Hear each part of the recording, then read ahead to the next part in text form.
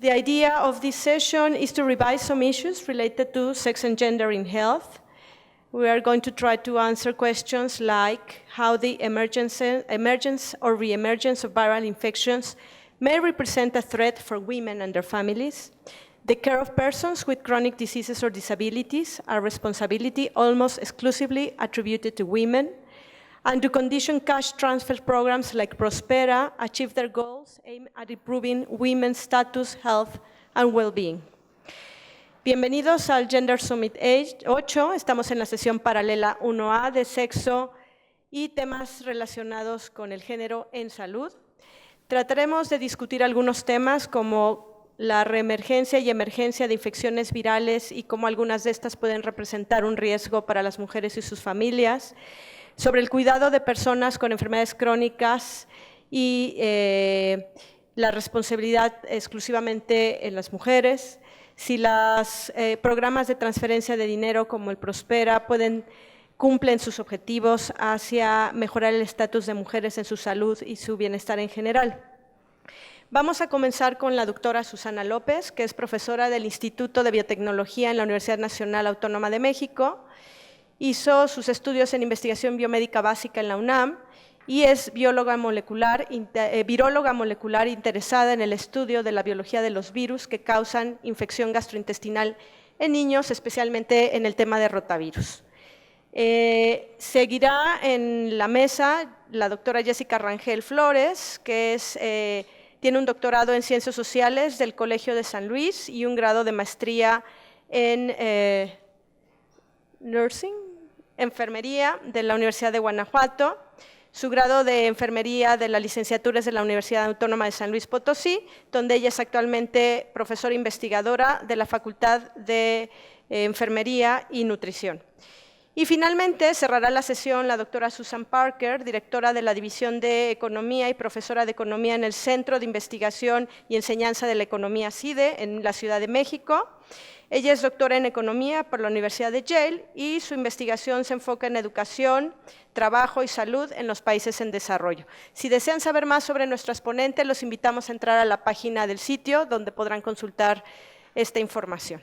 Doy la bienvenida a la doctora Susana López.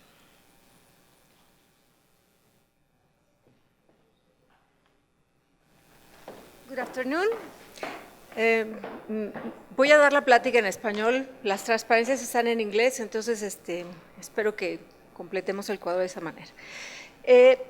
Primero que nada, muchísimas gracias por esta invitación y esta oportunidad para hablar en esta cumbre tan interesante. Y antes que nada quiero confesarles que mi trabajo no tiene que ver con género. En realidad yo soy viróloga, como les dijeron, pero creo que hay muchos puntos de encuentro que vale la pena considerar. Pero inicialmente quisiera hablarles de qué son las enfermedades emergentes, por qué estamos oyendo todo el tiempo en las noticias que tenemos ébola, que tenemos Zika, por qué está pasando esto. Entonces, ¿qué son las enfermedades emergentes? Ya lo apagué, la que no debía de tocar. ¿Qué son las enfermedades emergentes? Las enfermedades emergentes son causadas por virus que no habíamos visto antes, pero en realidad estos no son virus nuevos, simplemente son enfermedades que no han sido tan frecuentemente encontradas. De hecho, el término, como podrán ver ahí, de enfermedades emergentes se empezó a usar en los 90s, pero en realidad esto no habla de que sean virus que estén apareciendo, simplemente los estamos reencontrando. Se sabe que hay infecciones nuevas desde hace 11,000 años, cuando empezó la agricultura en el mundo, cuando empezó a haber acumulación de personas que podían contagiarse y por lo tanto empezamos a ver brotes epidémicos.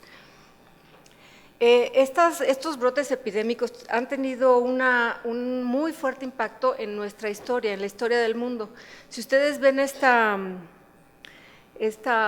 fotografía de tumbas, en realidad nada más hablando desde 1918, en este año se murieron aproximadamente 50 millones de personas de la influenza española, que no era española, y más adelante otra de las grandes epidemias que hemos tenido es la de HIV, en la que se han muerto por lo menos 20 millones de personas, y estos cambios tan severos han cambiado muchísimo nuestra historia y nuestro comportamiento.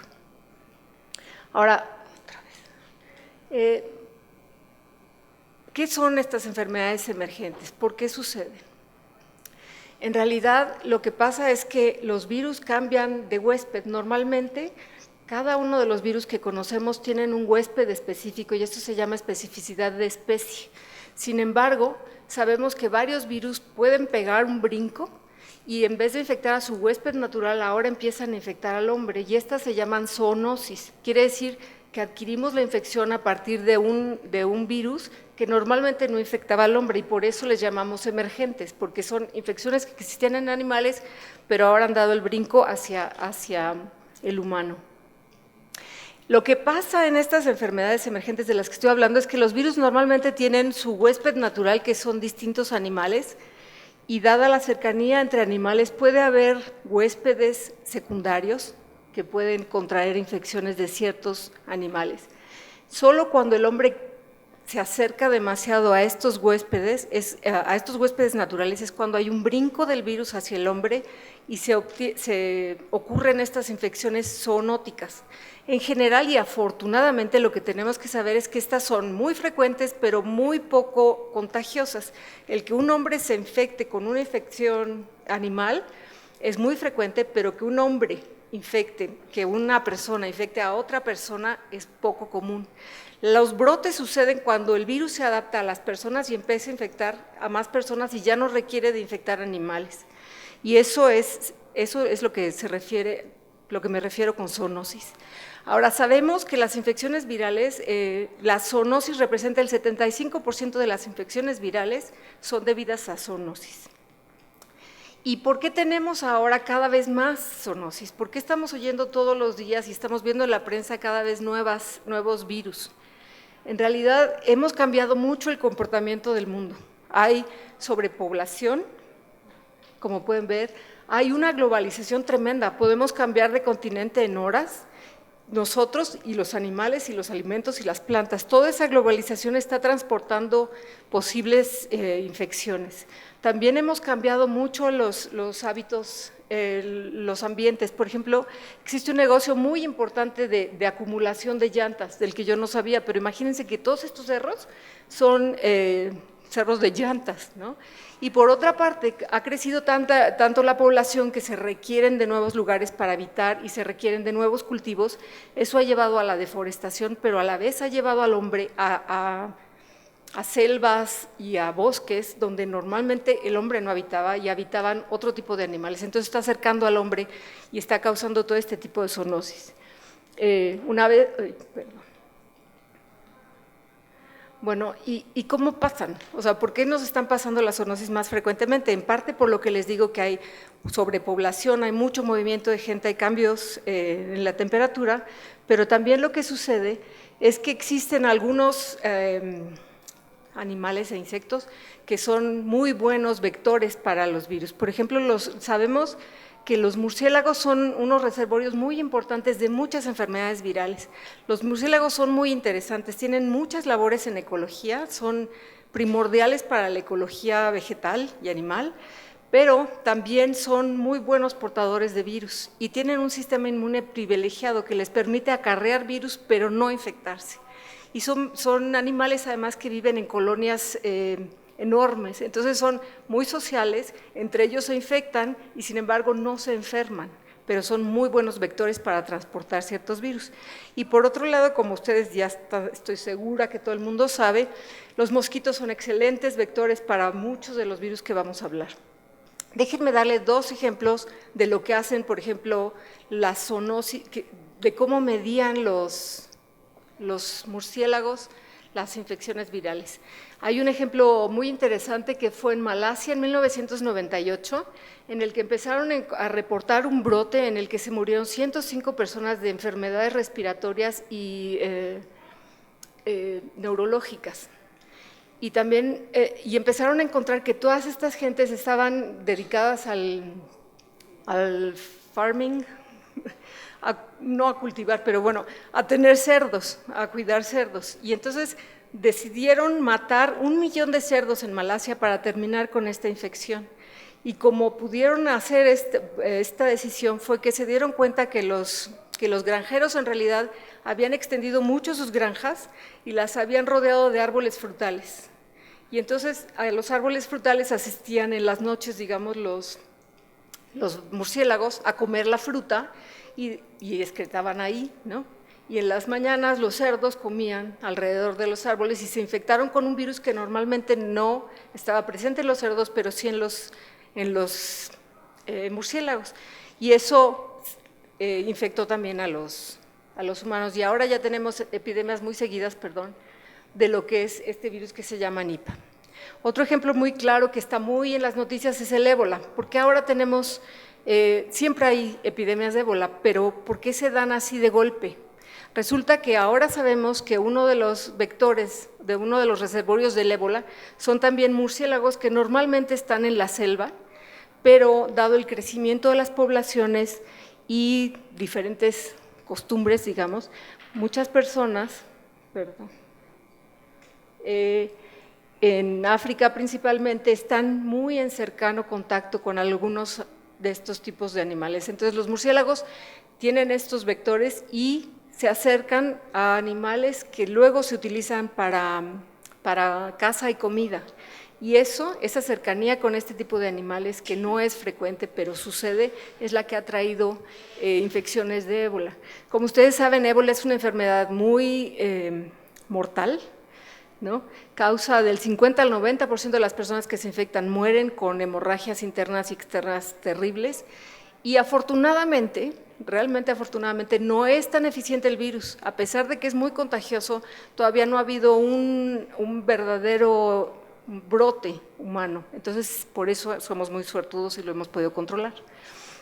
Ahora, si pasamos a los arbovirus, los arbovirus son aquellos virus que son transportados por vectores que vuelan. Por eso su nombre, ¿no? Se llama Arthropod-borne viruses, de ahí viene del nombre. Y sabemos que todos estos virus son transportados por mosquitos y por algunas garrapatas. Lo que sucede normalmente es que los mosquitos, al picar, normalmente inyectan un poquito de anticoagulante para que no se les tape, digamos, ¿no? Donde van las mosquitas hembras, los mosquitos hembras son los que se alimentan de sangre, y para tomar sangre inyectan un poquito de anticoagulante. Ahora, cuando estos mosquitos están infectados con algún virus, además de inyectar el anticoagulante, inyectan un poco de virus, y es por eso que nos infectan los virus. Unos de los principales moscos que están causando problemas en el mundo ahorita son de la familia Aedes, Aedes aegypti y Aedes albopictus, que son estos dos. Ahora, normalmente estos moscos no estaban presentes en la mayor parte de América, y sin embargo, todos los cambios que hemos tenido han causado que estos virus ya estén ahora, se hayan distribuido casi en toda América, ¿no?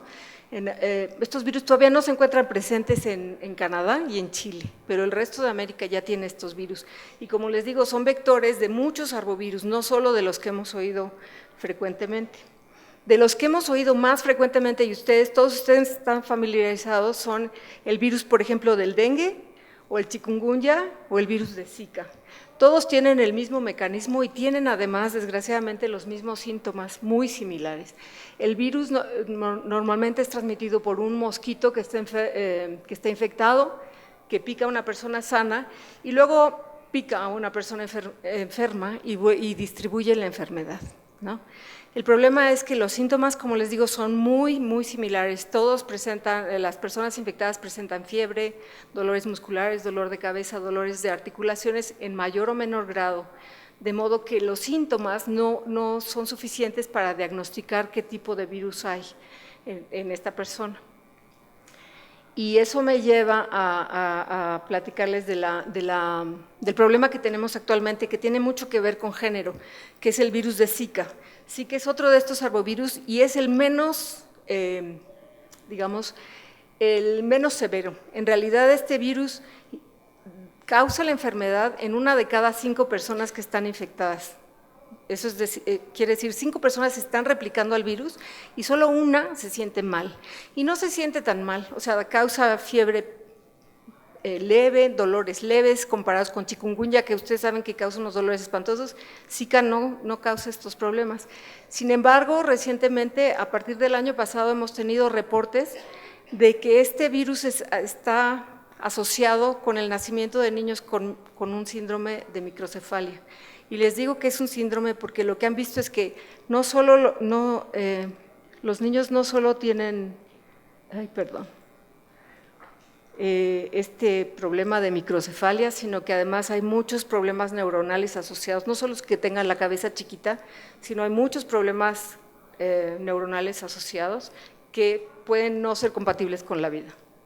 Además, también se ha visto que este virus está asociado a una enfermedad que se llama Guillain-Barré, que lo que causa es que se desmielinizan los nervios y eso causa una parálisis que afortunadamente se quita la mayor parte de las veces en semanas, pero puede causar la muerte si progresa hacia las vías respiratorias.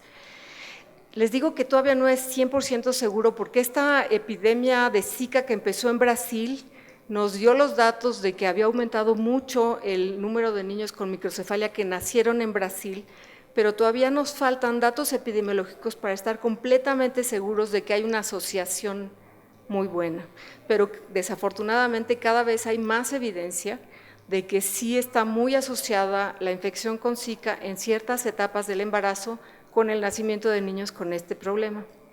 Y también hay otro problema que cada vez todavía sabemos poco, la realidad es que sabemos muy poco. Esta es una infección joven, muy joven para todas las investigaciones que se requieren, pero hay otro dato que tampoco es agradable y es que han documentado de que existe transmisión sexual. Hay ya varios ejemplos en los que el hombre en la pareja sufre de Zika, una infección de Zika en otro país y al regresar a su país contagia a su esposa, donde no hay mosquitos, ¿va? Entonces esto ya tiene implicaciones mucho más allá de lo que es una infección benigna, por decirlo así, ¿no? Ya tiene implicaciones muy importantes y eso ha dado lugar a este tipo de notas. Esta es una carta que apareció en Lancet, en la que les voy a leer que esta crisis nos ofrece una gran oportunidad para que muchos de los países empiecen a cerrar los huecos que tenemos en educación sexual. Ahora tenemos que repensar, o sea, la Iglesia no permite ciertas prácticas, abortos, por ejemplo, o no se permiten ciertas cosas, pero también tenemos ya datos de que madres infectadas pueden tener estos problemas. Entonces se tiene que repensar la educación sexual, la actitud hacia el aborto y la actitud hacia el cuidado de niños con estos problemas. Entonces, además de que es una crisis de salud, creo que vale la pena verlo como una oportunidad para repensar muchas de las problemas que tenemos de género, ¿no? Y empezar a tratar de igualar las situaciones de género que tenemos. Finalmente, les quiero dejar unos mensajes para llevar a su casa. Yo creo que es muy importante que nos protejamos, lo que sí podemos hacer es protegernos de este tipo de infecciones y proteger a nuestras familias. Una, muy importante, es las vacunas. Las vacunas existen y son muy útiles. Entonces, como madres o como hermanas, tenemos que ser muy proactivas en la aplicación de las vacunas. Extremar las condiciones higiénicas para cualquier infección, esto es necesario.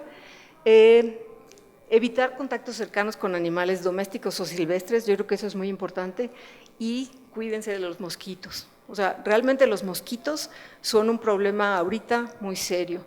Y usen sentido común. Yo creo que lo que sí podemos hacer es usar el sentido común para muchas de las cosas. Entonces, yo les recomiendo muchísima prevención, sobre todo con el mosquito, no apanicarnos, usar el sentido común, pero sí podemos prevenir este tipo de infecciones cuidándonos de piquetes de mosquito, que no parece ser una cosa imposible. Y muchísimas gracias.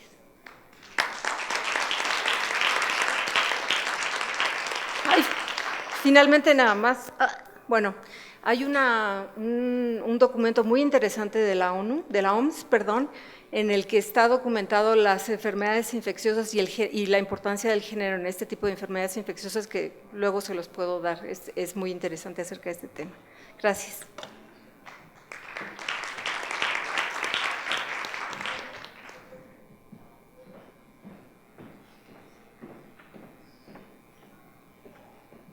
Buenas tardes, es un gusto poder estar con ustedes y poder compartir un poco de lo que hemos trabajado en torno a la línea de género en el ámbito de la salud. Yo actualmente coordino la maestría en salud pública en la Universidad Autónoma de San Luis Potosí y una de las líneas que he impulsado es precisamente el tema de género y la necesidad de problematizar el género en salud, porque les digo que es sumamente necesario para dejar de reproducir desigualdades que de repente como promotores de la salud, como médicos o enfermeras, terminamos haciendo. Incluso políticas públicas que algunas veces se impulsan con la mejor de las intenciones, pero que no ayudan mucho para combatir las desigualdades de género. ¿Como cuáles? Como aquellas políticas públicas que se dirigen a las mujeres para capacitarlas como cuidadoras.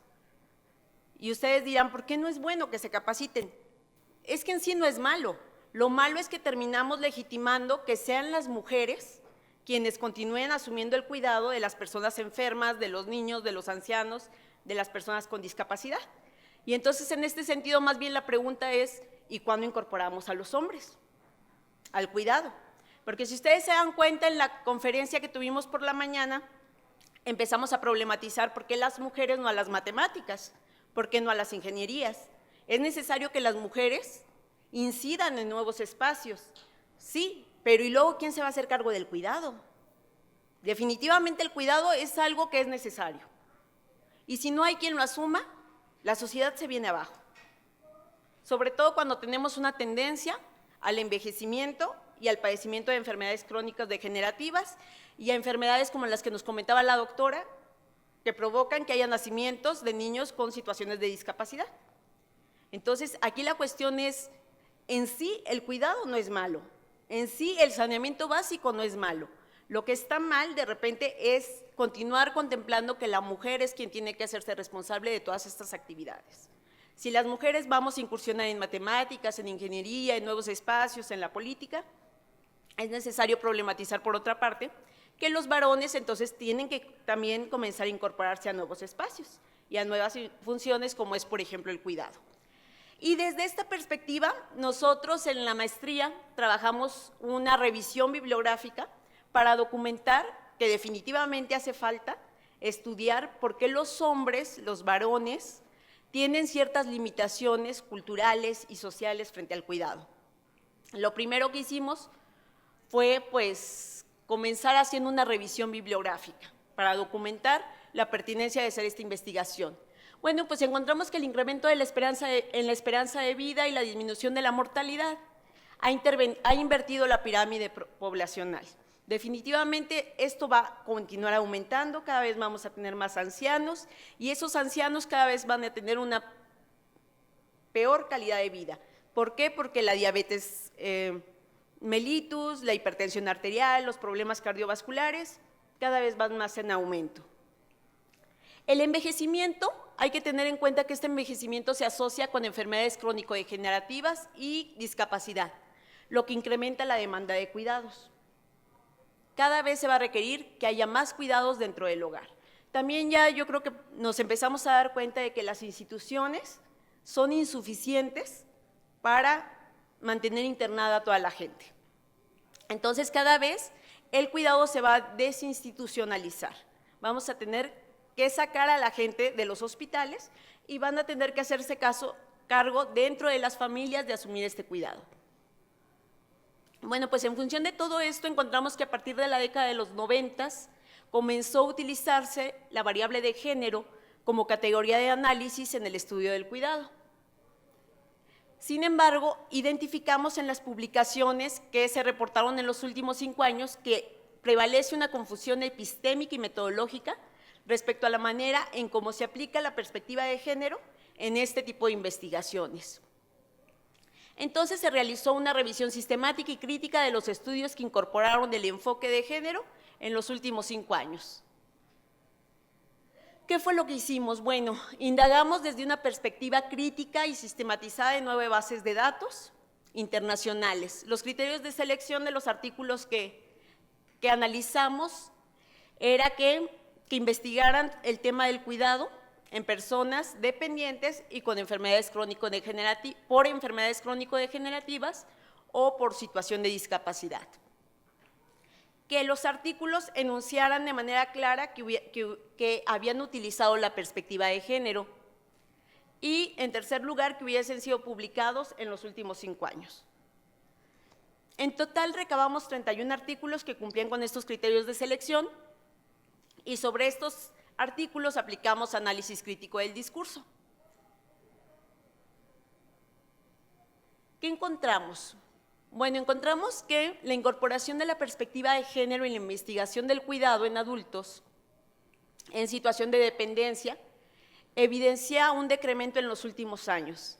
En los 90s fue el boom de incorporar la perspectiva de género en el estudio del cuidado. Entre el 1990 y el 2000, se produjo una gran cantidad de investigación que problematizaba el tema del cuidado y que se trata de estudios que documentaron perfectamente la sobrecarga que existe en las mujeres respecto al cuidado. Estos estudios concluyen, la mayor parte de ellos, que existe una sobrecarga de cuidados de las mujeres, que hay un imaginario cultural que asocia el cuidado a la maternidad y, por tanto, a la feminidad. En función de eso, se ve como natural que sean las mujeres quienes cuiden. Y en ese sentido, entonces, los hombres que cuidan se feminizan. Y ustedes saben que en una cultura patriarcal como la de nosotros, no está bien visto que un hombre se feminice, por tanto, no está bien visto un hombre que ejerce el cuidado. Y lo veo dentro de la Facultad de Enfermería. Mis estudiantes varones muchas de las veces tienen que aprender a lidiar con el hecho de ser cuestionados en su sexualidad. Que si son gays porque son enfermeros, ¿no? Incluso uno dice, cada vez aumenta más la matrícula de hombres dentro de enfermería y la primera reacción, incluso de académicos y de investigadores, es, pero no son hombres, son gays, ¿no? Esta feminización que se asocia a la práctica del cuidado. Encontramos también que España es el país que ha desarrollado más investigación al respecto, motivado de manera importante por el impulso que han tenido en Europa las políticas de conciliación de las desigualdades de género. En España se han impulsado gran cantidad de políticas públicas que tienen como objetivo disminuir la desigualdad entre hombres y mujeres frente al género, o por lo menos reducir los impactos negativos que tiene el cuidado en la vida de las mujeres. En algunas regiones de España, por ejemplo, si hay un paciente o hay un familiar que requiere cuidado, el gobierno te dice, bueno, si tu mujer tienes que renunciar a tu empleo o suspender tu actividad laboral porque tienes que ejercer el cuidado de un familiar, entonces se te compensa o se te da un apoyo económico. Y de esa manera se busca reducir el impacto negativo en el desarrollo de las mujeres. Sin embargo, esto también ha empezado a ser cuestionado porque finalmente no moviliza las estructuras culturales, finalmente no se establecen políticas públicas o recomendaciones que digan, ¿y por qué los hombres no se pueden incorporar al cuidado? Para que no sean siempre las mujeres quienes sufran el impacto de estas experiencias. Pero bueno, España es quien más ha escrito. En Iberoamérica y en general en el resto del mundo son quienes más han documentado este aspecto. La mayor parte de los estudios que encontramos fueron publicados en revistas sanitarias, ¿sí? El área de ciencias sociales, de antropología, de sociología, no encontramos tanto estudio respecto a cómo el cuidado se vive de manera distinta en hombres y mujeres. Curiosamente, bueno, quienes investigan más es la disciplina de enfermería y casi siempre se hace esta investigación a partir de paradigmas cualitativos, ¿sí? Se hacen entrevistas a profundidad, se hacen entrevistas en grupos focales, en personas que ejercen el cuidado para ver cuáles son las desigualdades que ellas se enfrentan a partir de esta función socialmente asignada. Aquí la cuestión y una de las limitaciones que nosotros encontramos es que casi no se trabaja con varones y todos los estudios concluyen lo mismo. No se trabaja con varones porque no hay varones que cuiden y los que cuidan no quieren colaborar en las investigaciones porque sienten vergüenza o sienten incomodidad de narrar cómo tienen que feminizar su vida cotidiana por tal de ejercer el cuidado. Entonces, aquí también lo que identificamos es que existe una falta de estrategias, hay una ausencia de estrategias de las investigadoras, de los investigadores, por buscar maneras de incorporar a la investigación del cuidado la perspectiva de los varones. Y vaya que hace falta, porque sabemos un montón de la experiencia de las mujeres cuidadoras, pero de los varones no sabemos ni la parte de cómo se involucran, ni la parte de por qué no se involucran, porque no se hace investigación con ellos. Y quizá esto tenga que ver con el otro punto que les pongo ahí, quienes investigan en su mayoría sobre el cuidado son mujeres. No hay, de los 31 artículos, los 31 venía como autora principal una mujer. ¿Qué quiere decir? Pues que a los investigadores hombres quizá no les provoque mayor incomodidad el hecho de que haya una sobrecarga de cuidado en las mujeres. Y que entonces los hombres, los varones, tendrán que ponerse las pilas a involucrarse en este tipo de temas de investigación porque necesitamos conocer cuál es su experiencia y cuál es su perspectiva frente a la problemática. Encontramos también que la mayoría de los estudios adopta una postura ginecocéntrica. ¿Sí? Se trata de estudios realizados con mujeres, no se incorpora la visión de los hombres. Y es cierto, es necesario documentar la vulnerabilidad que frente al cuidado tienen las mujeres, definitivamente es cierto, pero por otra parte, si no conocemos la otra parte de la historia, la otra perspectiva, ¿cómo vamos a lograr incorporar a los hombres si no conocemos cuáles son sus limitaciones? Es necesario dejar de estudiar tanto a las mujeres, porque esa parte ya está muy documentada, ya hay mucha evidencia, ya hay mucho escrito, y comenzar a investigar con los hombres y comenzar a escribir sobre los hombres frente al cuidado. Se centran los estudios de manera casi exclusiva en las mujeres y esto limita la comprensión de la desigualdad que prevalece frente al cuidado entre hombres y mujeres. Al haber un desconocimiento sobre las limitaciones de los varones para involucrarse de manera activa en el cuidado, no hay elementos de los que se pueda partir para elaborar recomendaciones en materia de política pública de cómo incorporar a los varones en este acto del cuidar, que finalmente debería de ser una corresponsabilidad, ¿no? Hay mujeres en las comunidades que dicen, es que a mí me dijeron desde que era chiquita, tú como eres la única mujer, así tengas 9 hermanos, como tú eres la mujer, a ti te va a corresponder cuidar a mis papás. ¿Sí?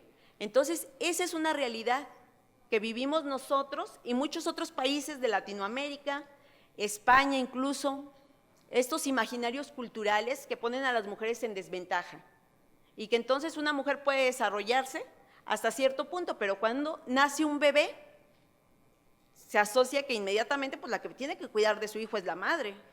Cuando se enferma un padre, pues se asocia que la que tiene que renunciar al trabajo es la mujer, porque nos asocian ese instinto maternal que muchas veces hemos dicho que es un constructo cultural, que tal instinto maternal no existe, pero en función de este instinto maternal naturalizan que a nosotros nos toca el cuidado. Los temas de masculinidades, cuidados, se centran en explorar las limitaciones de los varones respecto al autocuidado. Este punto es bien importante. Encontramos publicaciones que hablan sobre el cuidado y los hombres, pero ¿qué creen? Que estas publicaciones se centran más que nada en tratar de comprender por qué los hombres no asumen el autocuidado de su salud. Es decir, ¿por qué no son capaces de buscar consulta médica cuando se sienten mal? ¿Por qué no aceptan vacunarse? ¿Por qué tienen resistencia para tomar medicamento cuando tienen dolor? ¿Sí? O sea, se habla de esta parte, de esta limitación cultural también, donde el ser macho es no quejarse, no acercarse a los servicios de salud, no exagerar en el cuidado de la salud, pero en estas investigaciones se llega a la conclusión de que los hombres no son aún capaces de ejercer un autocuidado.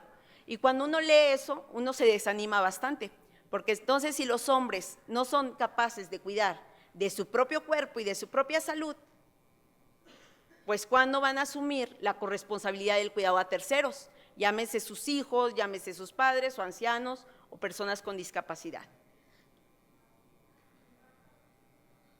Bueno, estas son algunas referencias, ¿sí? Algunas publicaciones que se revisaron, la mayor parte de ellas son producción española. En España realmente también ha habido mucho apoyo por parte de gobierno, de consejos de ciencia, por profundizar en este tema. Tienen sus propias limitaciones, pero creo que están mucho más avanzados que nosotros en el estado de conocimiento respecto a cuidado y género. Hay muchas cosas que tenemos que aprenderles, pero aún ellos también continúan teniendo muchos retos. Esa sería mi participación. Muchas gracias por su tiempo y fue un placer estar con ustedes.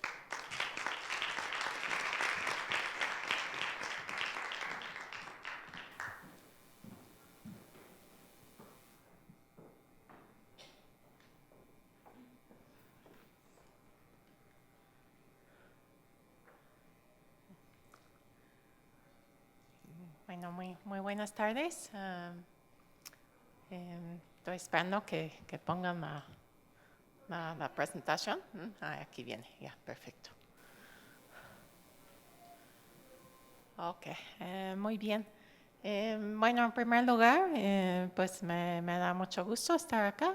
Agradezco a todos los organizadores la invitación a venir y presentar sobre estos temas.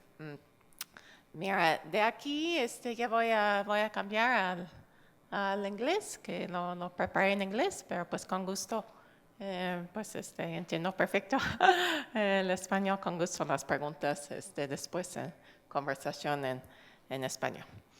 Okay, so I'm going to talk about a social program that's very familiar to those of us who live in Mexico, maybe less familiar to those who are visiting from abroad. So I'm going to talk about the case of the Prospera program. This program,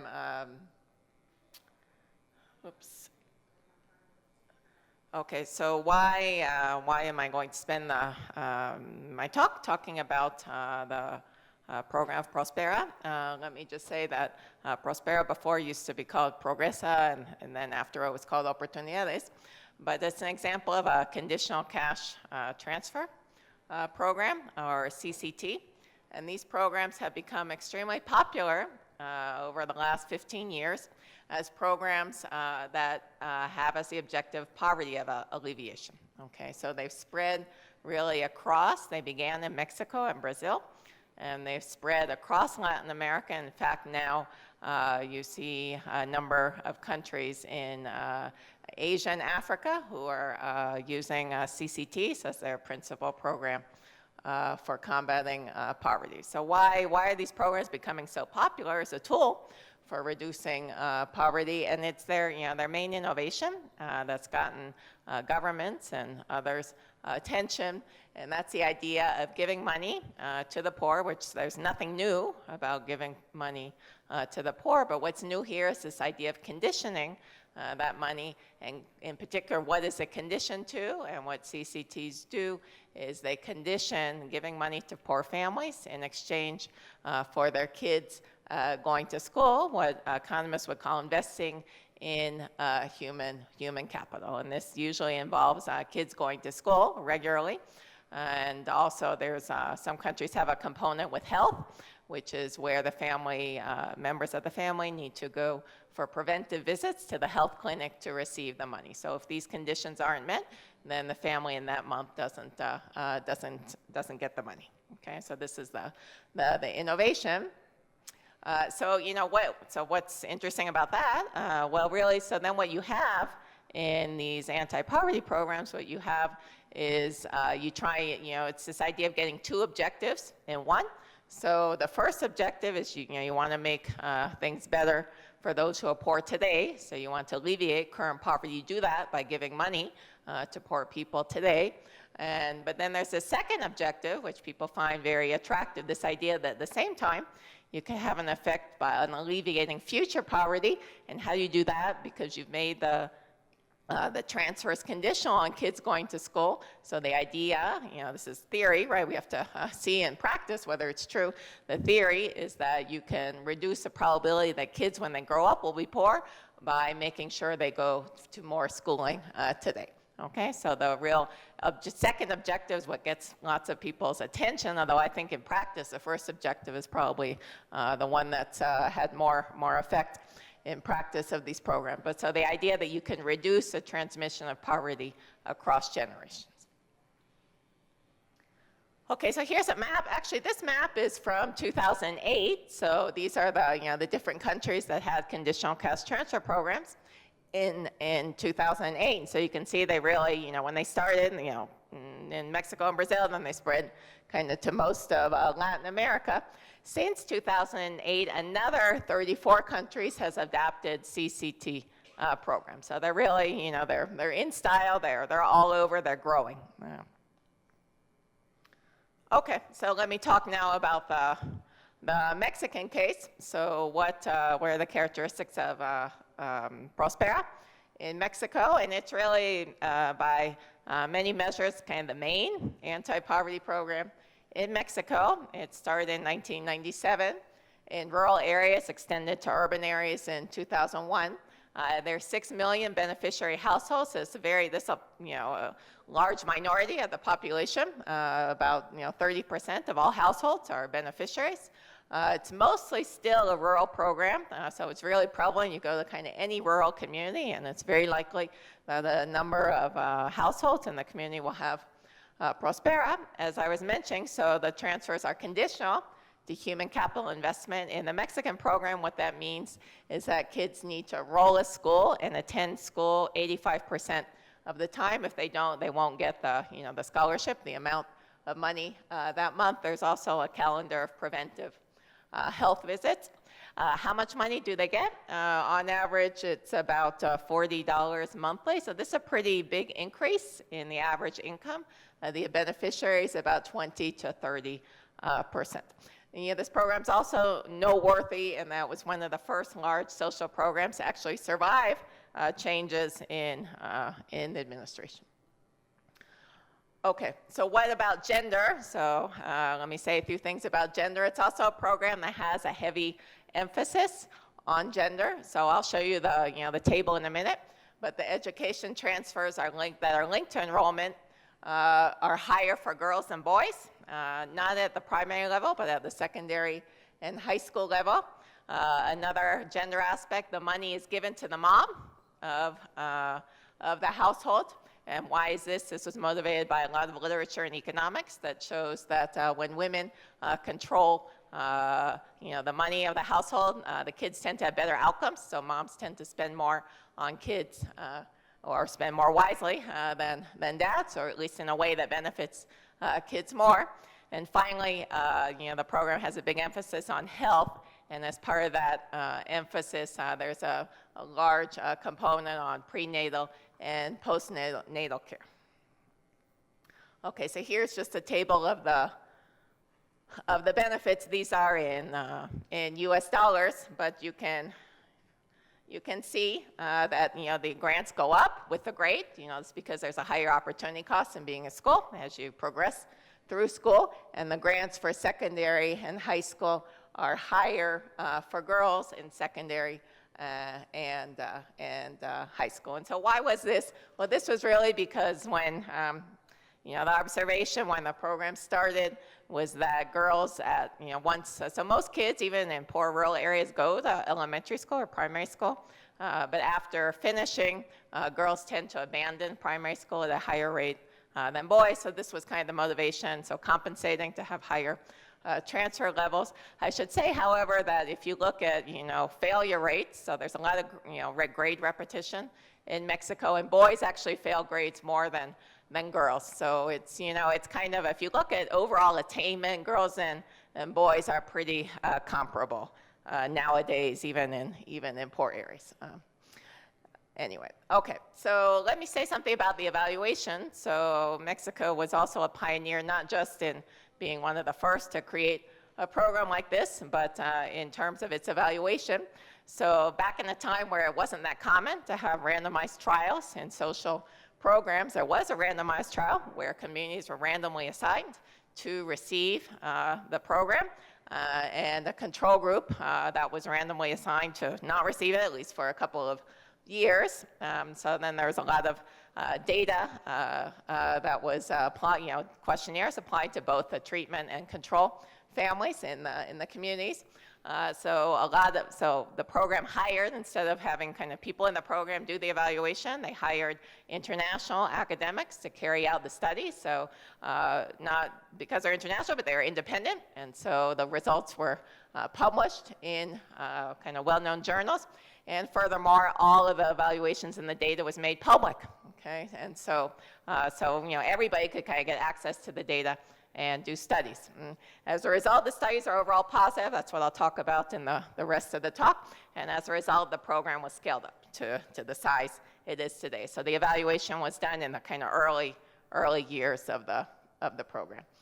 Okay, and let me just say that what the studies I'll be citing, so that, it's really, Prospera is now one of the kind of most studied social programs in the world. So I just did a review of all the impact studies, and there are more than 100. They're published in kind of the best economics, public health, political science, public administration journals. They're really widespread. You can check this if you just Google the program under its previous name, since the new name is recent, but Progreso Oportunidades. You'll immediately come up with lots of publications. And so what I'm going to spend some time now in the rest of the talk is saying, okay, so after this 15 years, more than 15 years that this program's been around in Mexico, what do we know about its effects, and what can we say with regard to gender? Okay, so I'm going to just go through, there's lots of studies. I just said there are over 100 of them. I'm not going to talk about all 100 of them, but I'm going to focus on kind of some key areas. I'm going to focus on the impacts on poverty, so what happened initially with the program, what happened in kind of the medium term, and then this idea in the next generation. So what's happening to the kids that kind of grew up receiving this program, what about their education and health, and then I'll get to a specific focus on kind of what we might call women's variables, demography, fertility, marriage, and some studies that measure the effect of the program when women's status in the household and whether they're subject to violence or not. And I don't think I'll have time for the negative effects, but we'll see. Okay, so, it seems kind of obvious to say a program that gives money to the poor should reduce income poverty. And before I say what the results are, I just want to say that's actually not so obvious, because what you might have with a program that gives money is it might be that adults stop working. Okay, so it also might be that kids stop working, and in fact, that's one of the goals of the program. The program wants kids to stop working and go to school, okay, but that might have an effect on household income. Another aspect that you might see, that in fact you do see somewhat, is, poor families in Mexico receive a lot of remittances from their household members or families in the U.S., and you might see as a result of receiving money from the government that they'd be less likely to receive income transfers, and in fact that does show up a little bit. Okay, so let me just say it's not obvious that poverty would necessarily go down or go down by much. So what do you see in the short term? Well, this is from a study by Scufias and DeMaro. So what you see actually is, so it's not the case that adults stop working, because so you don't see the mom or the dad stop working in response to getting these transfers from the government. You do see that the proportion in income poverty falls by about 10% with the program, and the severity of poverty, this is an indicator of really whether the most poor are being helped, because there's always variation in how poor households are. But what you really see is, since the program is in fact pretty well targeted, there's a larger reduction in severe poverty than in what we call the headcount poverty. So it's pretty positive, I have to say. Severity of poverty falls by almost 30%. So what about in the medium term? So one of the kind of the criticisms of the program is it creates dependence.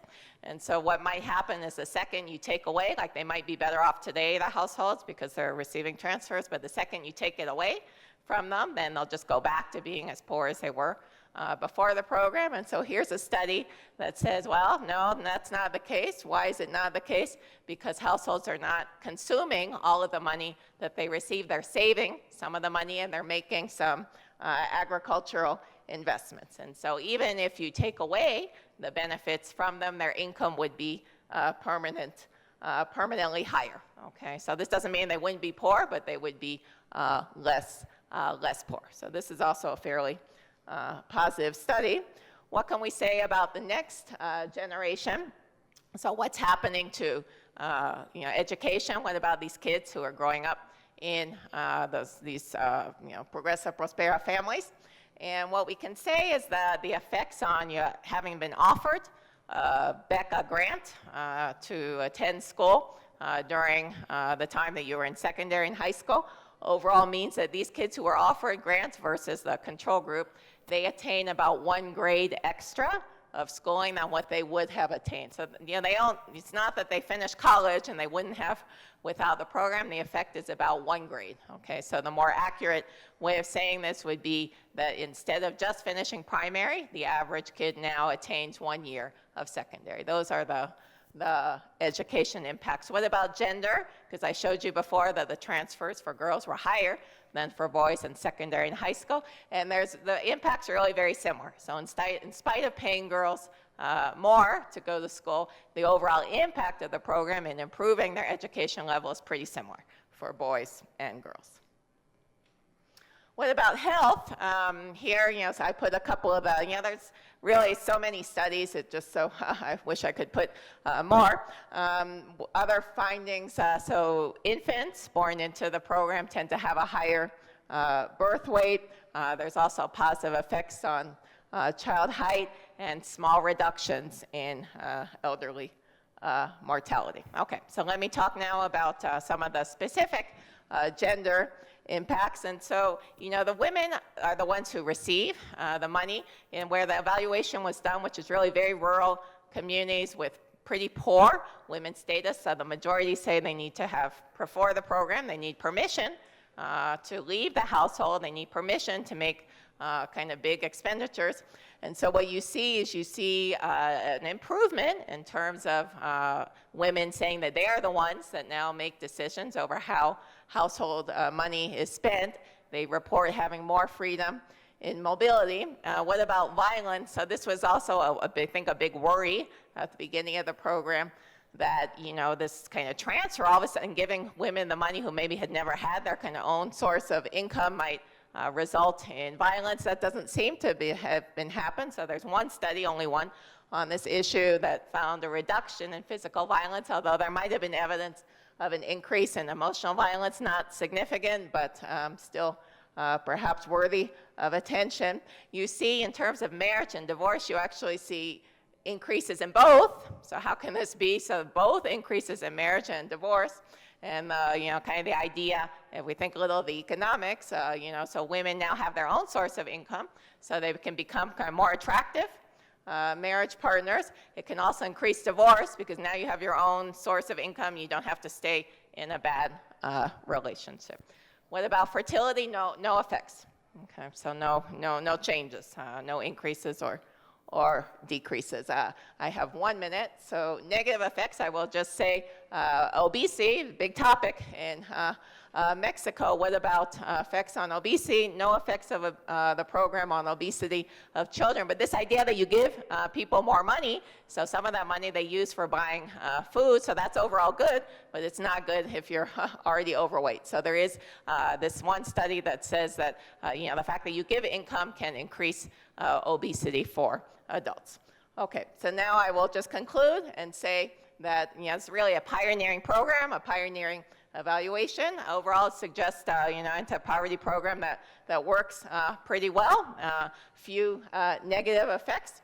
With respect to gender, overall, the effects on variables like poverty, work, education, and health are pretty similar for men and women, for girls and boys. A few of these gender studies do show some improvements in female decision-making in the household, increases in both marriage and divorce, and suggests the program, I think there's more studies needed, but that the program might improve women's status by providing a stable source of income.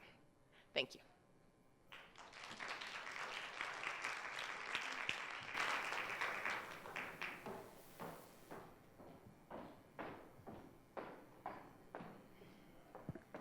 ¿Nos pueden encender la luz, por favor?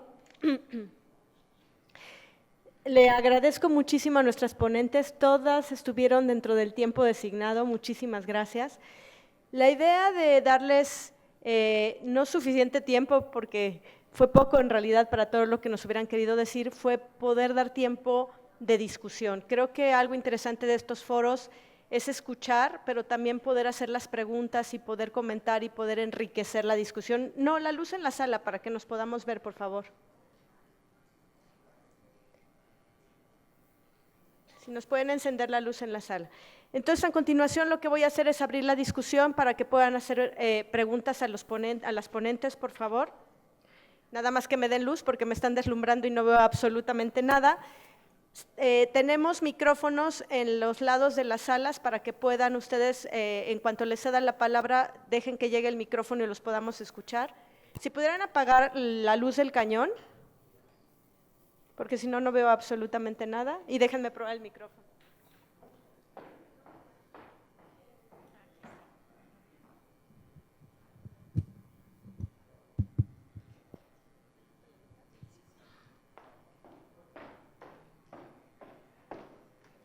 Gracias. Entonces, ¿preguntas? De hecho, creo que tenemos el micrófono aquí en el centro.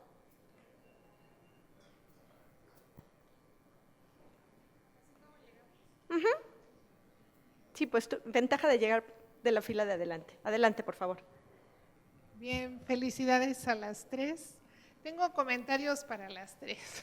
Adelante. En relación, por ejemplo, al estudio de los virus, es importante que con el VIH surgieron muchos problemas de género porque se puso en evidencia el maltrato del que son muchas mujeres por las prácticas sexuales de riesgo que tienen los varones y los contagios, ¿no? Entonces, yo sí creo que mucho al lugar el estudio de los virus y el género, al menos en un área, es muy importante. En relación a la doctora en enfermería, ¿verdad? A mí me parece, pero no soy experta, que el cuidado en sí no es malo. El cuidado es no reconocido y no pagado. En Holanda, por ejemplo, muchas mujeres viven de llevarle el alimento a los ancianos, de alimentarlos cuando están abandonados por la familia, de cuidar a las mujeres que acaban de parir y que les ayudan a cuidar a los bebés. Entonces, yo creo que el problema no es, como bien dijo, si son hombres o mujeres, sino que ese trabajo, como el trabajo doméstico, no es reconocido, no es remunerado, no tiene horario, no tiene prestaciones, no tiene nada. Y sí, por supuesto, implica la renuncia de los planes personales de la mujer.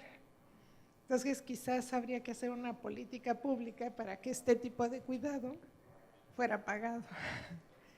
Y en relación a estos programas de dar dinero, me parece que sí son un arma de doble filo, porque, por ejemplo, acaban de dar un programa que les van a dar dinero a las madres adolescentes para que no abandonen los estudios, pero ahora muchas adolescentes se quieren embarazar para estar becadas y tener su dinero en efectivo, ¿no?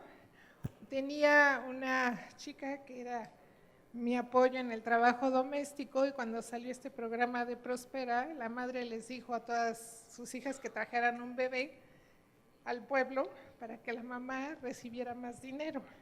Entonces la fertilidad no disminuyó, aumentó y había más niños abandonados. Entonces sí es una gran complejidad. Y sí también en el área que yo trabajo, el consumo de alcohol, con este tipo de programas de, ¿cómo le llama?, de cash, de efectivo, sí disminuyeron, no sé por qué, pero la literatura dice que disminuyeron en la violencia que recibían las mujeres que tenían un bebedor a su lado. Yo sospecho porque tendrían dinero para irse de su lado o algo así, ¿no? Pero los tres me parecieron ponencias muy valiosas. Muchas gracias. Gracias. Creo que vamos a dar oportunidad a las otras tres personas que están y así podemos aprovechar que puedan abordar las preguntas. Hola, buenas tardes. Carla Sandoval de Langevio, Laboratorio para Genómica y Biodiversidad. Doctora Jessica, quería hacer una pregunta. Después de haber instalado un programa a nivel de posgrado de maestría y de toda la revisión bibliográfica presentada sobre los cuidadores, ustedes también están desarrollando estrategias que sea no solamente de las mujeres, sino que sea de manera bilateral para incluir a los hombres. O sea, ¿tienen algún programa piloto o algo para realmente tomar tanto hombres como mujeres, acciones reales y concretas y sobre todo contextualizadas para México? Que eso es un punto débil que siempre tenemos en el país, de que copiamos programas y están totalmente descontextualizados, ¿no? Para Susan, can I speak Spanish or do you prefer English? Okay. Para Susan, ¿realmente se considera exitoso estos programas, tanto Progresa, Oportunidades? Son programas que tienen cerca de 20 años que se están desarrollando con unos porcentajes tan bajos, ¿no?, que se ofrecen a nivel nacional. O sea, ¿realmente se pueden considerar exitosos? ¿No sería más conveniente hacer un programa a lo mejor no nacional, sino en México tenemos una subestructura genética enorme, cultural enorme, y por eso muchos de estos programas creo que no son funcionales, porque son a un nivel nacional, a niveles de estratos que se considera solamente uno, en donde van a áreas rurales, en donde generalmente las áreas rurales, más bien las áreas rurales son sinónimo de áreas indígenas, que es otra cuestión totalmente aparte, porque en México tenemos áreas urbanas, áreas rurales y áreas indígenas. Entonces, muchos de estos programas, por ejemplo, en áreas indígenas donde yo trabajo, son totalmente disfuncionales, alteran a la comunidad, alteran la economía interna de las mujeres, la organización y sobre todo la forma en que ellos se organizan. No hay mucho respeto ni un estudio realmente etnográfico o antropológico profundo para ayudar a solventar esos problemas. Entonces, realmente, ¿qué se podría hacer a nivel de México para solucionar estos problemas? Gracias. Hubo dos preguntas concretas igual y de una vez quisiera que las abordemos para seguir con la siguiente. ¿Son preguntas concretas? Sí, son dos. Entonces déjenme que contesten de una vez. Jessica, sobre la contextualización de esas estrategias. Ya, mira, yo creo que aquí es bien difícil trabajar la línea de género cuando están todas estas desigualdades tan naturalizadas. Yo me he enfrentado en mi universidad y en mi facultad específicamente con que pues de repente resulta no muy pertinente o se contempla como no muy necesario trabajar género. E incluso, digo, hay trabas institucionales como, es que el género, meterlo como una línea de investigación propia del cuerpo académico, es que género, ¿qué tiene que ver con salud? Todavía no queda claro la necesaria transversalización del género en todos los ámbitos de desarrollo humano. Entonces, sí ha habido algunas trabas institucionales. Por otra parte, las mismas trabas que te pone la población, tenemos una unidad de cuidados integrales en salud que es como un centro de salud que maneja la Facultad de Enfermería.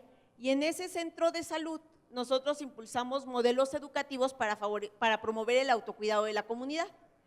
Y resulta que cuando ofrecimos un taller dirigido a cuidadores, hombres, las propias mujeres se sintieron afectadas, porque dijeron, pero es que eso nos toca a nosotros, pero ¿por qué a ellos les tienen que enseñar? Pero es que nosotros cuidamos mejor. O sea, las propias mujeres han crecido con este estereotipo de que es que si yo no sirvo para cuidar, ya no voy a servir, porque no se imaginan en otros espacios. ¿Y qué tipo de estrategias se podrían pensar en implementar para poder… ¿Sabes qué hicimos primero? Trabajar con ellas. Es que realmente lo importante es sensibilizarlas primero a ellas, porque si no, cuando citábamos a sus parejas para trabajar el tema del cuidado, ellas mismas les decían, no, pero tú no vayas, que vaya yo y que se aguanten. Pues aquí la que cuida soy yo, ¿no? Entonces, lo primero fue trabajar con ellas, sensibilizarlas, y ahorita ellas están viendo que el hecho de que se les descargue un poco del cuidado no quiere decir que ya no son funcionales para la sociedad, sino que es necesario para su salud física, mental y social, que ellas puedan ocupar su tiempo también en otras actividades. O sea, un punto crucial sería la sensibilización directa con las personas involucradas. Así es. Susan, sobre la pregunta de cómo afecta que no todas las regiones del país son iguales y es un programa que está dirigido de una manera similar a todas estas regiones. Sí, o sea, mira, como yo lo veo, o sea, yo creo que de hecho este debate Salió un poco cuando se expandió a zonas urbanas, ¿no? De si realmente el mismo programa fuera a servir, ¿no? En zonas rurales. Y de hecho yo creo que sí, en general los efectos son menores en zonas urbanas que zonas rurales. Finalmente sí se decidió pues mantener como los mismos beneficios, un poco pensando que pues no provocar como migración, de que pues se ofrece más en la ciudad, entonces migramos a la ciudad, se ofreció el mismo, pero yo creo que sí es correcto que funciona mejor en ciertas zonas que otras, ¿no? Pero yo también diría que, mira, todos los programas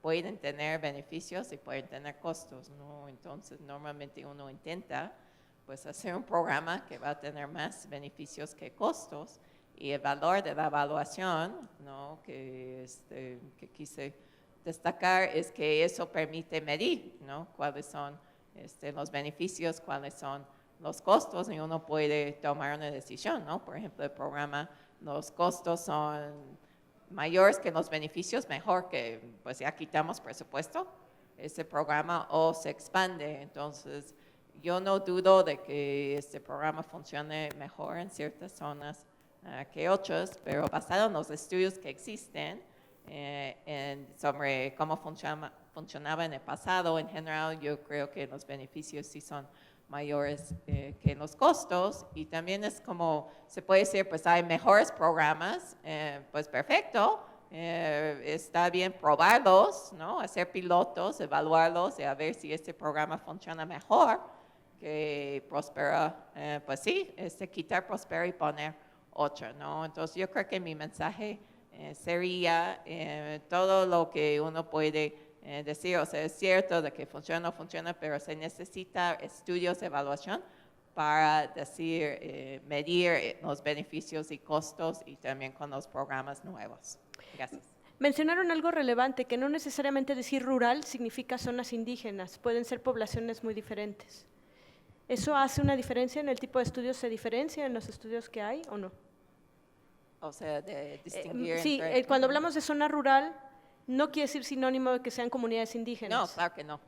Y, Sí. y si se contemplan estas diferencias en los estudios que se han Sí, hecho. hay algunos estudios que enfocan en los impactos en zonas indígenas, son pocos, son sobre todo en el área de escolaridad, ¿no? Donde los efectos sobre los niños indígenas son menores, no son cero, son menores que a los niños no indígenas. Y eso es justo pues el tipo de evaluación que se necesita, ¿no? Porque pues sí, los efectos no pueden, no es obvio que vayan a ser iguales para todos. Ok, y nada más había el comentario sobre VIH, que fue una enfermedad donde el género fue importante, y en este caso ahora el Zika que vuelve a retornar el interés en virología básica, donde se cruza con los problemas de género. ¿Cómo podemos de alguna manera interrelacionar estas dos cosas? Sí, en realidad mencioné Zika porque es lo más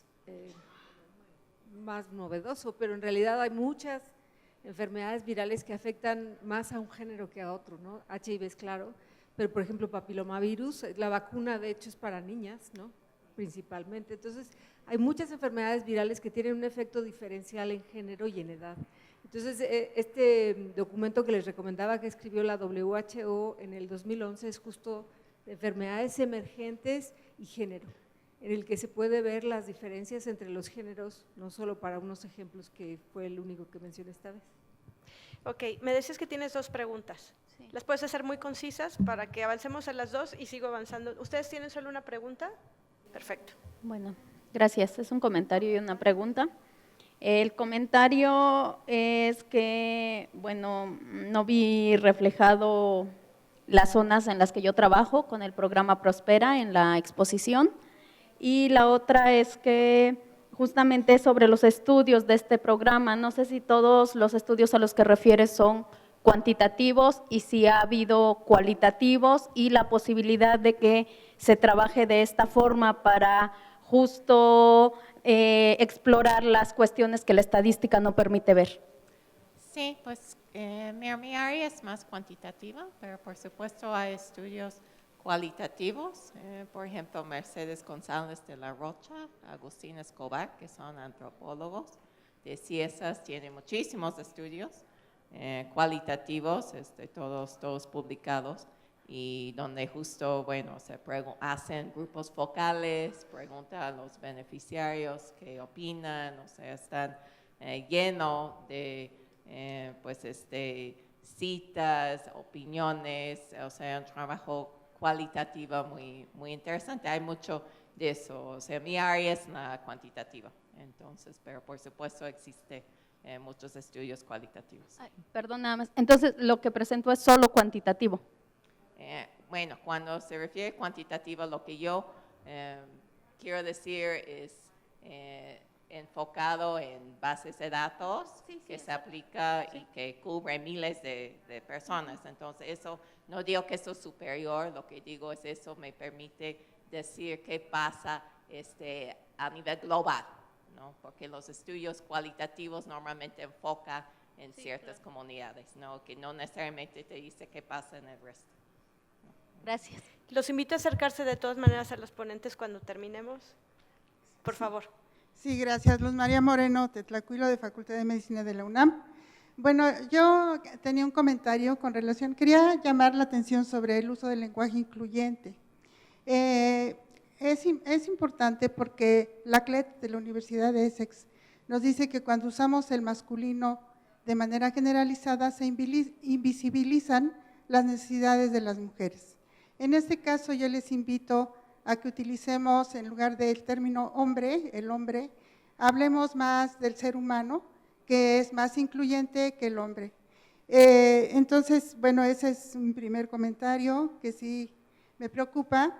Y por otro lado, también, pues quería preguntar con relación a la doctora Yolanda, si encontró algunas referencias sobre la salud de las cuidadoras, o sea, ¿qué se sabe sobre la salud de las cuidadoras, sobre todo de enfermos crónicos? Y bueno, la siguiente comentario es con relación a las diferencias de sexo y género, en el sentido de que hablemos pues más bien de sexo cuando hablamos de términos biológicos, como es el caso de los virus, cuando hablamos más solamente de que afecta hombres y mujeres, y en el caso del Zika hablaríamos más de cuestiones de sexo más que de género, porque no estamos buscando de qué manera las inequidades y desigualdades afectan a las mujeres, sino más bien las mujeres son las únicas que se embarazan, entonces son las únicas que pueden tener niños con problema de microcefalia. Y por otro lado… le pediría que breve un poquito porque todavía tenemos ya es la siguiente, por favor. Ya termino. Con relación al estudio de Prospera, bueno, a la investigación de Prospera, mi pregunta es que si encontró algunas referencias, porque yo estuve en un trabajo de campo en Chiapas y a mí el comentario que me hacían las personas era que en realidad se había incrementado la violencia hacia las mujeres porque me decían, mire, ahorita las mujeres vienen a cobrar, solo se les da ya el dinero, pero a 2 cuadras ahí está la fila de esposos que les obligan a darles el dinero, ¿no? Entonces, no sé en ese sentido si usted encontró alguna situación de este tipo. Es todo. Gracias. ¿Tienes una pregunta puntual? Son 3 comentarios y preguntas. ¿Y atrás? Voy a tratar de hacerlas muy rápido. Una. Voy a pasar a la pregunta que está allá y te dejo cerrar, para que podamos terminar a tiempo. Esta pregunta va para Susana López y especialmente a mí me interesa entender la naturaleza de la investigación que tú haces como mujer y lo que yo quisiera saber, si la investigación que tú realizas, la realizas en equipos de qué tamaño y si la realizas en colaboración con también investigadores y que si el resultado de sus investigaciones son publicadas de igual manera, reflejando ese tipo de trabajo. Empezamos contigo, Susana, y luego recorremos. Bueno, yo el trabajo que yo hago es diferente a enfermedades emergentes. Trabajo en rotavirus, como les dijo la presentadora, y trabajo en un equipo. Trabajo en un equipo desde hace 30 años, un equipo muy grande, y todo nuestro trabajo es publicado en grupo. En realidad, este es un acuerdo en el que quedamos desde que empezamos a trabajar en grupo, porque es la única manera de ser competitivos en nuestro país. Y creo que ha sido un win-win para todos los que colaboramos en el grupo. Pero la pregunta es, digamos, ¿hay participación mixta, hombres, mujeres? Y digamos, si esa participación mixta, hombres, mujeres, se ve reflejado en diferentes competencias, habilidades para… Somos un equipo de hace 30 años en el que ha habido hombres y mujeres, ha habido personas, si lo uso correctamente, en el que no importa el género. O sea, en realidad hemos sido personas intelectualmente ricas de cualquier género durante los 30 años. Nunca hemos hecho, este tipo de división no ha existido en el equipo en el que yo trabajo. Ok, si podemos ir con Yolanda para la pregunta Sí, respecto a la contesto salud muy de las brevemente. cuidadoras. ¿Sí? Sí, curiosamente, respecto a lo que dicen, que cuáles son los impactos en la salud física y mental de las mujeres, curiosamente en los artículos de publicación dicen, cuando se mide el impacto del cuidado en molestias físicas, los hombres refieren mayor impacto, o sea, ellos se quejan más, se sienten peor, se enferman más.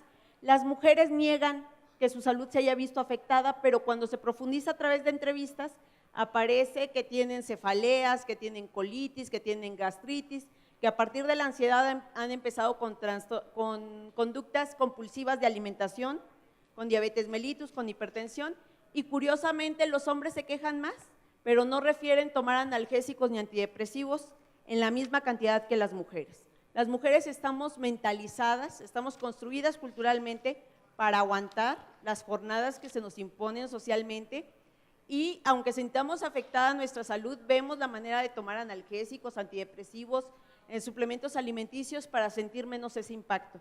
Entonces, aunque las mujeres lo refieran menos, en realidad lo viven más. Ok. Y Susana, en este caso sería la pregunta sobre lo que dicen los estudios y que lo que dice, digamos, el Vox Populi, ¿no? Las experiencias Sí. personales. Sí, primero, pues me gustaría decir que ese tema en particular De la violencia es un tema difícil de medir, ¿no? Porque es difícil cuando uno hace entrevistas, ¿no? De que las mujeres reportan, ¿no? Pues episodios si han sido sujetos a violencia, ¿no? Porque pues ahí a lo mejor está el esposo, o sea, no, es un tema que no es fácil medir. Entonces, este estudio que mencioné, sí es de una encuesta nacional, ¿no? Entonces, pero puede ser que ese estudio muestra, basado en estos datos, que en promedio, o sea, a nivel global, hay una reducción en incidencias de violencia, pero es posible de que por reportaje o falta de reportaje que no captura pues todos los efectos. De hecho, este tema creo que sí puede ser mejor estudiado en estudios cualitativos, y los de Agustín y Mercedes que mencioné sí toca el tema. Cerramos, si puede ser lo más breve Sí, posible, gracias. Muy breve. Es comentarios, preguntas para las tres ponentes. Para Susana, bueno, yo estuve leyendo cuestiones en donde se relacionaba Zika con otras determinantes sociales y el género. Si nos pudiera decir algo al respecto, digo, ahora no va a haber mucho tiempo, pero que me parecía que eran interesantes y cómo lo ven ustedes, ¿no? Otro es, bueno, parecía que lo que estaba platicando Jessica era un inicio de una investigación, si pudiera decir si han avanzado en la investigación, aunque sea en una línea, y bueno, ahí el papel del Estado, ¿no? Porque bueno, justamente hay una fragmentación del sistema de salud, pero, y en su ponencia parecía como que se iba a ir hacia las familias, pero entonces ustedes desde la investigación, ¿cómo están planteando el papel del Estado? ¿Ya no lo hay, entonces las familias tendrán que asumir, o cómo lo plantean? Y la tercera es, bueno, las tres quiero decirles que me parecieron muy interesantes. Me gustó mucho la ponencia de Susan, Susan, porque justamente yo le he leído muchas críticas, ¿no? Entonces, bueno, también hay que regular. Sin embargo, me gustaría saber si hay estudios en donde se cruce este programa y sus, con sus criterios, ¿no? Para otorgar recursos con otro tipo de programas en donde se generan contradicciones. ¿A qué me refiero? Leí unos estudios, yo trabajo ahora violencia obstétrica, estuve leyendo unos estudios en donde una de las políticas actuales es para reducir muerte materna. Muerte materna se está potenciando el trabajo de parteras profesionales, y entonces estos estudios decían que se había reducido el uso que las mujeres en comunidades rurales e indígenas hacen de las parteras tradicionales y profesionales, pero sobre todo si digamos, hay una masa de posibilidad para reducir este problema de la muerte materna, y como hay que ir a la clínica para que te den el recurso, ¿no? Hay una serie de visitas a la clínica, había una contradicción entre estas dos políticas. Era muy interesante el estudio, ese dato solo lo encontré en 2 artículos, pero bueno, la pregunta un poco más general es si también en las evaluaciones se está cruzando con otras políticas, programas sociales y otras políticas, ¿no? ¿Sí me pude explicar? Okay. Sí, Ahora bueno. empezamos con Susan, la última ronda, y les agradecemos a todos que estén con nosotros y su tiempo. Ay, ok, gracias por la pregunta. Bueno, es una pregunta muy amplia, creo. Lo que yo diría es, Pues, por ejemplo, ¿no? O sea, cuando dices cruzar con otros programas, algo que es, o sea, estos son programas finalmente en área de salud, que qué es lo que provoca, ¿no? Como da dinero y uno tiene que cumplir con ir a la clínica, pues eso aumenta la asistencia a la clínica, aumenta las visitas, pone presión, ¿no? De hecho, a la oferta, ¿no? Pone presión a los médicos, los enfermeros, porque ahora ya hay más. Hay más personas, hay más citas, entonces, bueno, y eso es algo, bueno, que se ha estudiado, es si hay respuesta en la oferta, ¿no? Por ejemplo, ¿no? Para compensar, porque si no, ¿qué es lo que sucede, ¿no? Con las visitas? Pues se puede bajar la calidad, que el doctor ya no tiene tiempo, ¿no? Porque tiene ahí una fila, ¿no? De señores esperando, entonces se tiene que apurar. Entonces, eso es tipo de, puede haber muchos programas que tienen alguna relación, pero por ejemplo, esto es algo donde pues explícitamente sería bueno una coordinación entre CDSO, que maneja Prospera, y la Secretaría de Salud, ¿no? Para responder con la oferta. Hay otros ejemplos, pero creo que mejor me... Sí, les voy a pedir, si no, que después se acerquen a ellas para que sean súper breves y podamos terminar a tiempo. Bueno, respecto a tu pregunta, efectivamente, bueno, esta investigación era como para justificar otra línea de investigación dentro del cuerpo académico, que realmente me polemizaron mucho cuando yo les dije que era necesario empezar a trabajar el tema de masculinidades. ¿Por qué masculinidades? Porque yo, como coordinadora de un programa de salud pública, de una maestría en salud pública, una gran parte de mi población de estudiantes son hombres, y cuando uno habla de género, ellos se sienten excluidos. Entonces yo dije, bueno, es necesario incorporar y aprovechar también el recurso que tenemos aquí para empezar a escribir y a investigar sobre masculinidades. Curiosamente, mi cuerpo académico se llama Salud Poblacional, Políticas y Prácticas en Grupos Vulnerables. Cuando yo les dije que iba a trabajar un proyecto para la próxima generación de la maestría que trabajara con el tema de masculinidades, me dijeron, es que trabajamos grupos vulnerables, y las vulnerables son las mujeres. Y yo les decía, es que ni somos vulnerables, somos vulneradas. Pero curiosamente no se puede hablar de que el machismo no vulnere a los hombres. Por supuesto que también lo hace, y por supuesto que tendríamos que trabajarlo. Entonces, esta investigación fue a manera de evidenciar cómo también el machismo y estos imaginarios patriarcales vulneran a los hombres y los exponen también a una situación de desventaja, pero también al mismo tiempo vulnera a las mujeres. Entonces, en ese sentido, incluso ya trabajamos más el artículo y ya está pensado para sacar un artículo de publicación. Y estoy totalmente de acuerdo contigo, la desinstitucionalización que hay de la enfermedad, de la cronicidad, de la vejez, está sucediendo de manera caótica y nosotros dentro de la unidad de cuidados integrales, que es como este centro de salud donde nuestros estudiantes de pre y posgrado hacen práctica, estamos haciendo un acompañamiento a esa desinstitucionalización. Es decir, ya no les quieren aceptar a las personas con enfermedades crónicas porque les dicen, es que ya se va a morir, ya no tiene caso que esté aquí, ya no tiene caso que el Estado invierta, porque ya no tiene salvación, está en agonía. Bueno, pero hay que dar capacidades a los cuidadores para que lo máximo que se pueda reducir su ansiedad, su estrés y su sobrecarga y que se sientan partícipes de poder otorgar una muerte digna. Pediría a la última ponente que nos dé su respuesta, por favor. No sé si te refieres a… resulta que Zika es muy nuevo, que sabemos muy poco de Zika y entonces lo primero que supimos fue que hubo una correlación entre las infecciones con Zika y las mujeres que dan a luz niños con problemas en Brasil. Y esa historia no la hemos visto en otros países, entonces inicialmente se pensó que podía ser una situación de Brasil nada más. ¿Por qué? Porque el virus va viajando, o sea, el virus empezó en las zonas cálidas y ahora está subiendo.